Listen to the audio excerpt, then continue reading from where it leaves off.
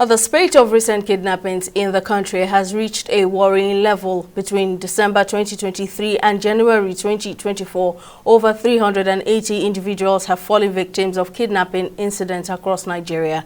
Security expert Salahuddin Hashim now joins me to discuss this recurrent situation in the country. Thank you very much for joining me, Mr. Hashim. Now, this is the first reported abduction involving school children in Nigeria this year. Do you see this trend returning, and how can this be stopped? I think the serious and organized crime that is going on across the country has become quite audacious, and the audacity that is coming with it has actually demonstrated very clearly that once government is not deliberate and acting to provide school safety measures and the infrastructure that comes with it, that we will continue to witness this sort of situation.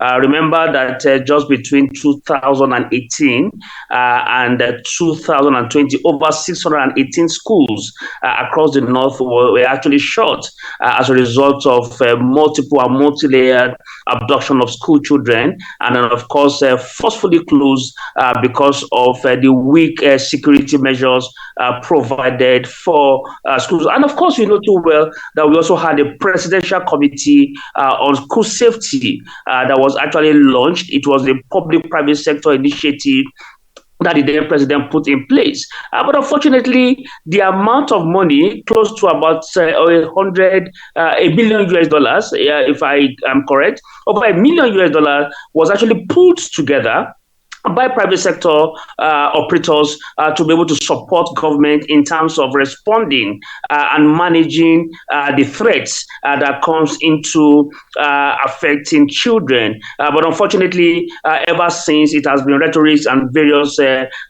conference room meetings, and nothing practical is on the field to be able to provide that guidance. And that, for me, is actually unfortunate. Now, so much has been said about community policing, but we still don't have it yet. Do you think it will make any difference in the fight against insecurity? It's about the efficiency of our community policing infrastructure. Currently, a number of states operate community policing in their various means.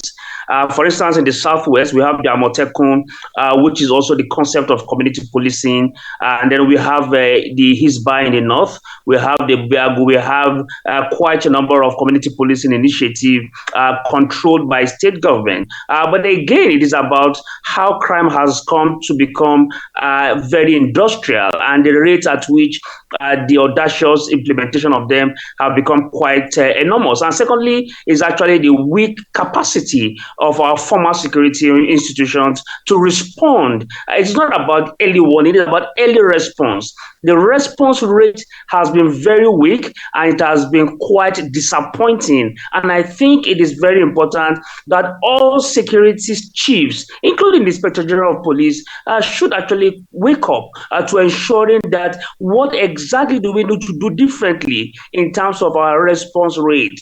The rate at which we respond to manage and curtail and rescue is actually very slow. And of course, those guys who actually perpetrate this, they know the pattern, and they want to always exploit those weak avenues. What do we need to do differently? One is to strengthen intelligence. Two is to introduce technology in our policing. We must find technology in that particular regard. Three is about strategic communication. What do we need to strengthen in terms of communication infrastructure that allows for response mechanism to be able to curtail and create a suffocation for those who are indeed perpetrators of this. But unfortunately, we seemingly don't have all of this triangular infrastructure available, and it offers a very quick access road for those who want to get away with criminality. For me, there must be a new template.